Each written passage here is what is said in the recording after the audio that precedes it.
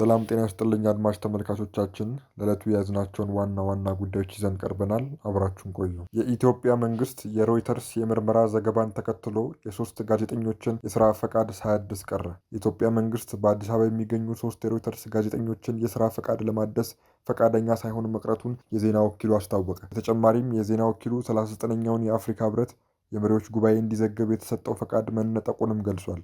ይህ እርምጃ የተወሰደው ሮይተርስ ኢትዮጵያ ለሱዳኑ ፈጥኖ ደራሽ ኃይል ወይም RSF የማሰልጠኛ ካምፕ መገንባቷን የሚገልጽ የምርመራ ዘገባ ከወጣ ከጥቂት ቀናት በኋላ ነው። የኢትዮጵያ መንግስት ለውሳኔው እስካሁን ይፋዊ ማብራሪያ አልሰጡም። የሮይተርስ ቃል አቀባይ ለአዲስ ስታንዳርድ በሰጡት በጽሁፍ የሰፈረ ምላሽ የኢትዮጵያ መንግስት የሶስቱን ጋዜጠኞች የስራ ፈቃድ ለማደስ ፈቃደኛ አለመሆኑንና የህብረቱ ጉባኤን እንዲዘግብ የተሰጠውን ፈቃድ መነጠቁን አረጋግጠዋል።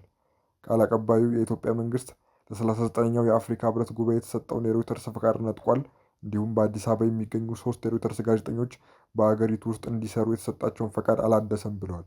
የዜና ወኪሉ ውሳኔውን እየገመገመ መሆኑን የገለጹት ቃል አቀባዩ ሮይተርስ የቶምሰን የሥነ ምግባር መርሆችን በመከተል ስለ ኢትዮጵያ ገለልተኛ፣ አድሎ የሌለበትና ተአማኒነት ያለው ዘገባ ማቅረቡን ይቀጥላል ሲሉ አክለዋል። ሮይተርስ ከቀናት በፊት የተለያዩ የዲፕሎማሲ የጸጥታና የመንግስት ምንጮችን ዋቢ በማድረግ ኢትዮጵያ ለሱዳን ፈጥኖ ደራሽ ኃይል የማሰልጠኛ ካምፕ አዘጋጅታለች የሚል የምርመራ ዘገባ አስነብቧል። ዘገባው ጣቢያው ከሱዳን ድንበር አቅራቢያ በምዕራብ ኢትዮጵያ ቤኒሻንጉል ጉሙዝ ክልል ውስጥ እንደሚገኝ አመልክቷል። የኢትዮጵያ ባለስልጣናት በጉዳዩ ላይ ምንም አስተያየት አልሰጡም ሲልም ገልጿል። ሮይተርስ በ15 ምንጮችና በሳተላይት ምስል ትንታኔ ላይ ተመስርቶ ባቀረበው ዘገባ ስፍራው በሱዳን እየተካሄደ ላለው የእርስ በርስ ጦርነት አዳዲስ የሱዳን ፈጥኖ ደራሽ ኃይል ምልምሎችን ለማሰልጠን ሳይውል እንዳልቀረ ጠቁሟል። የዜና ወኪሉ በካምፕ ውስጥ ስለሚገኙት ግለሰቦች ማንነትም ሆነ ምልመላው ስለተከናወነበት ሁኔታ በገለልተኛ ወገን ማረጋገጥ አለመቻሉን ገልጿል።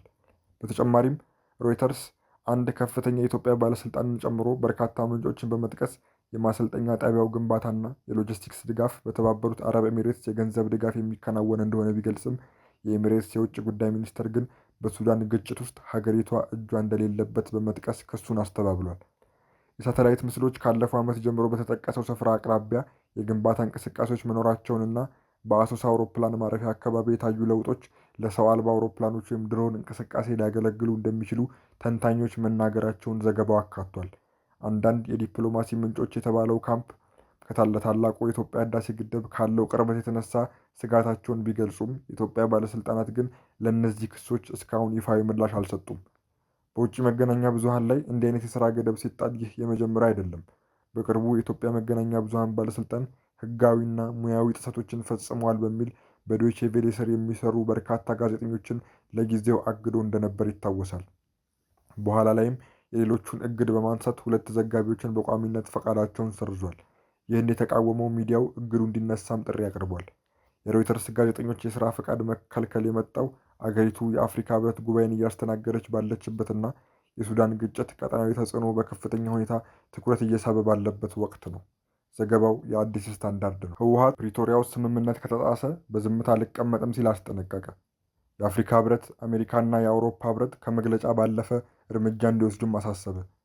የህዝባዊ ወያኔ ሓርነት ትግራይ ወይም ህወሓት ሊቀመንበር ደብረጽዮን ገብረ ሚካኤል የፕሪቶሪያው የሰላም ስምምነት የሚጣስና በድርጅቱ ላይ ጥቃት የሚሰነዘር ከሆነ ፓርቲው በዝምታ እንደማይቀመጥ አስጠነቀቁ። ሊቀመንበሩ ድርጅቱ ተዳክሟል እንዲሁም ተበትኗል መባሉንም አጣጥለዋል። ዶክተር ደብረጽዮን በሰጡት ጋዜጣዊ መግለጫ ከቅርብ ጊዜ ወዲህ ከቀጠናዊና ዓለም አቀፍ ተዋናዮች ማለትም ከአፍሪካ ህብረት፣ ከአውሮፓ ህብረትና ከአሜሪካ መንግስት ተወካዮች ጋር በተደጋጋሚ ሲነጋገሩ መቆየታቸውን ገልጸው እነዚህ አካላት ከስጋት መግለጫዎች ባለፈ ይህንን የጥፋት መንገድ በተግባር ለማስቆም እርምጃ እንዲወስዱ ጠይቀዋል። ህወሓት አንድነቱን አጥቷል በሚል የሚሰጡ አስተያየቶችን ውድቅ አድርገዋል። ደክመዋል፣ ተበትነዋል ይላሉ። ለእነሱ የምንሰጠው ምላሽ ግን ለህልውናችንና ለደህንነታችን ስንል አልተበተንም የሚል ነው ብለዋል። ወቅቱ ወሳኝ መሆኑን የጠቀሱት ሊቀመንበሩ በትግራይ ውስጥም ሆነ በውጭ የሚኖሩ የትግራይ ተወላጆች አንድነታቸውን እንዲያጠናክሩና የሰላም ጥሪውን በሚጥስ ማንኛውም ኃይል ላይ በአንድነት እንዲቆሙ ጥሪ አቅርበዋል።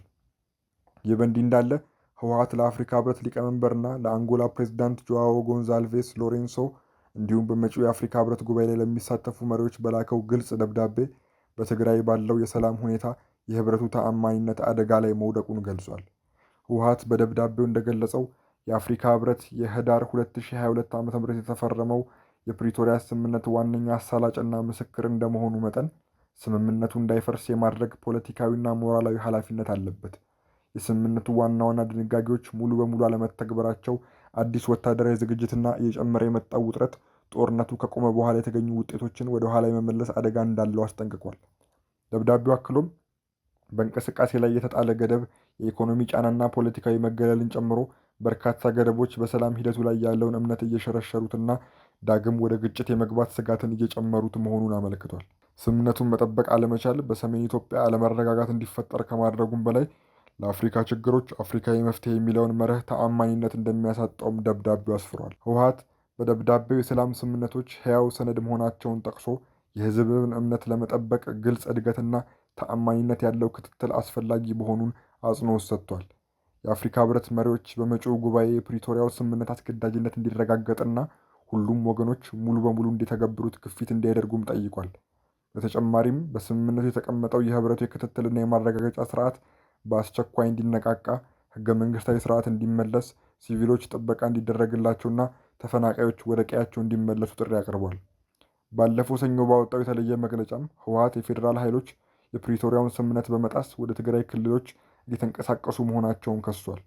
ፓርቲው እንዲህ አይነቱ እርምጃ የታጠቀ ግጭትን ዳግም የመቀስቀስ አደጋ እንዳለው አስጠንቅቋል። የፌዴራል ባለስልጣናት አሁንም ከፍተኛ ቁጥር ያላቸውን የትግራይ አካባቢዎች እየተቆጣጠሩ እንደሚገኙና በርካታ ተፈናቃዮች ወደ ቤታቸው መመለስ እንዳልቻሉ ድርጅቱ ገልጿል። ህወሓት አለመግባባቶችን በውይይትና በፕሪቶሪያው ስምምነት ማዕቀፍ ለመፍታት ያለውን ቁርጠኝነት ቢገልጽም የቀጠለው ወታደራዊ ጫናና የስምምነቱ አተገባበር መዘግየት ቀጠናውን ወደ አዲስ አለመረጋጋት ሊገፋው እንደሚችል አስጠንቅቋል።